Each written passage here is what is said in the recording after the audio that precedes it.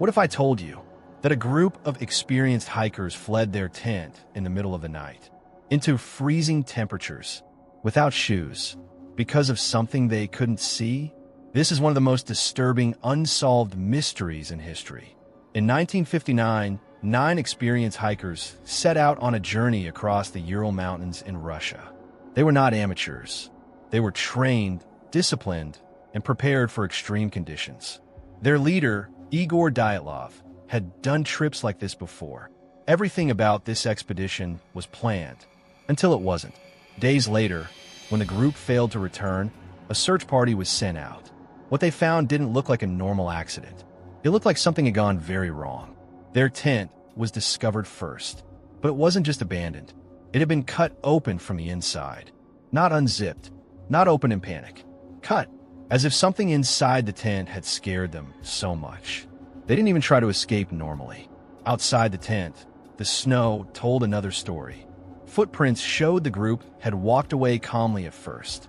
Not running, not chaotic, just leaving. But there was one terrifying detail. They were barefoot. Some wore only socks. Some had almost no clothing at all. And the temperature that night dropped to around minus 30 degrees Celsius. No experienced hiker would ever do that. So what made them leave? As rescuers followed the tracks, they found the first 2 bodies near a forest. They had tried to start fire. Their hands were burnt. Branches above them were broken, as if they had climbed the tree in desperation. But it didn't save them. Further into the snow, more bodies were discovered. Some had died from hypothermia, but others had injuries that didn't make sense. One had a fractured skull. 2 had massive chest damage, the kind of trauma compared to a car crash. But here's the disturbing part. There were no external wounds, no cuts, no signs of impact, just internal destruction, as if something invisible had crushed them. And then came the detail that made the case even stranger. One of the victims was missing her tongue. Not damaged, gone. To this day, no one can fully explain how or why. But the mystery didn't stop there. When investigators tested some of their clothing, they found traces of radiation. Radiation in the middle of a remote mountain. Now the question became even bigger. What were they exposed to? Over the years, many theories have tried to explain what happened. The most accepted explanation is an avalanche, a sudden collapse of snow that forced them to escape. But there are problems with that theory.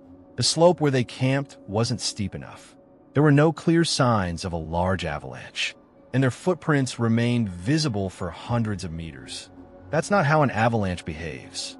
Another theory suggests something psychological, a phenomenon called infrasound, low-frequency sound waves created by wind patterns in the mountains.